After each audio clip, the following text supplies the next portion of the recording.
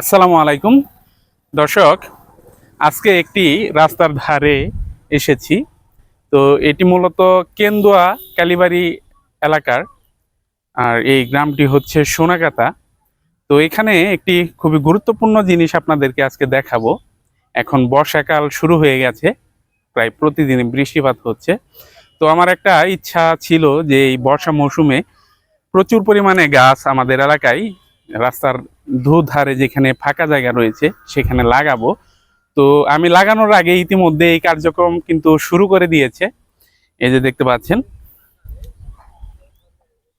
খুবই সুন্দরভাবে সংরক্ষণ করেছেন প্রত্যেকটি গাছ। খুবই অল্প টাকায় কিন্তু এই সেটআপটি দিতে পেরেছেন। তো আমার পরিকল্পনা বাস্তবায়ন করার আগেই এরকম বাস্তবায়িত প্রজেক্ট দেখে খুবই ভালো লাগলো। দেখতে পাচ্ছেন পুরো রাস্তা জুড়ে কিন্তু এরকম গাছ লাগানো হয়েছে। সবচেয়ে ভালো লেগেছে এটা দেখে, আপনাদেরকে একটি গাছ দেখাই। এই যে গাছটি দেখতে পাচ্ছেন, এটি হচ্ছে অর্জুন গাছ। আর আরো একটি গাছ আপনাদেরকে দেখাই, এটি হচ্ছে শিমুল গাছ। তো সকল প্রকার দেশীয় গাছ দিয়ে এই রাস্তার দুধারে লাগানো হয়েছে। এটি দেখে আমার সবচেয়ে খুব ভালো লাগলো। আমরা সবসময় চেষ্টা করি যে কাঠের গাছ লাগাতে, তো এরকম দেশীয় গাছ, ঔষধি গাছ, ফলজ গাছ আমরা ইচ্ছা করলে কিন্তু এই বর্ষা মৌসুমে যেখানে ফাঁকা জায়গা রয়েছে সেখানে কিন্তু আমরা লাগাতে পারি। তো গাছ লাগানোর সাথে সাথে কিন্তু রাস্তার সৌন্দর্য বেড়ে যাবে। গাছগুলো যখন বড় হবে রাস্তাটিও অনেক সুন্দর দেখা যাবে। সেই সাথে এই মৌসুমে আমরা যতটা তাপ সহন করেছি, যে তাপমাত্রা বেড়ে গেছে, এরকম তাপমাত্রা কিন্তু 10 বছর আগে বা 15 বছর আগে এরকম তাপমাত্রা ছিল না। তো আমার জানা মতে আমি যখন অনেক ছোট ছিলাম তখন কিন্তু অনেক বাড়িতে কারেন্ট ছিল না। তখন কিন্তু মানুষ কারেন্ট ছাড়াই বসবাস করতে পারছে। আপনাদেরকে আরো একটি গাছ দেখাই। এই যে এটি একটি ঔষধি গাছ। ঔষধি গাছ রোপণ করছে।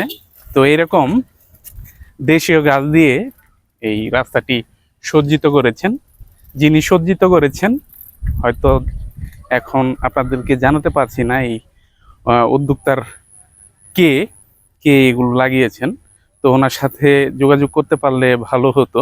তো আপনারা যারা ভিডিও দেখবেন আমাকে কমেন্টে জানাবেন এই মহৎ উদ্যোগটি কে নিয়েছিল, আমি অবশ্যই তার সাথে দেখা করার চেষ্টা করব। দেখতে পাচ্ছেন রাস্তাটি কিন্তু এমনিতেই সুন্দর, গ্রামের রাস্তা।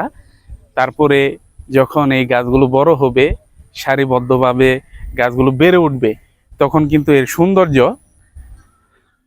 আরো বেড়ে যাবে, বহুগুণে বেড়ে যাবে।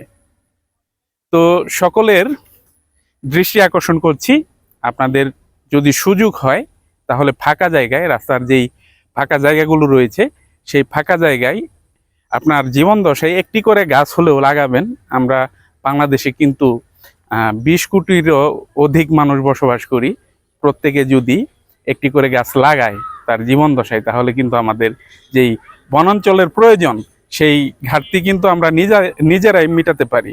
যারা আমাদের সন্তানাদি রয়েছে, যারা ছোট, তাদের উপলক্ষে আপনি নিজে লাগিয়ে দিলেন।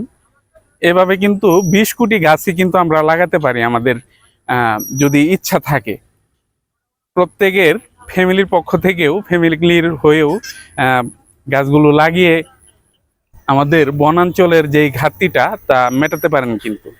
তো সকলের উদ্দেশ্যে আবারও এই কথাটি বলবো, আপনারা এই বর্ষা মৌসুমে একটি করে গাছ হলেও লাগাবেন আর সবাইকে গাছ লাগাতে উদ্বুদ্ধ করবেন। সবাই ভালো থাকবেন। আল্লাহ হাফেজ।